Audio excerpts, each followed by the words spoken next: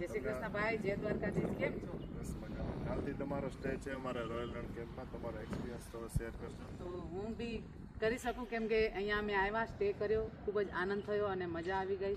કેમ કે રિસોર્ટ તો મેં ઘણા બધા જોયા છે, કચ્છ બી પૂરો ફરી છું. તો આ ફર્સ્ટ ટાઈમ એવો છે કે અમને જવાનું મન નથી થતો. અમારો ટાઈમ હતો 10 વાગે, હમણાં કેટલા વાગ્યા છે? 11:30 થઈ ગયા છે. 1.5 કલાક અમને એક્સ્ટ્રા થઈ ગયો છે. તો આ અમે જવાના છીએ હવે. તો હું તમને એ બી કહી દઉં કે ક્યારેક કચ્છમાં આવો.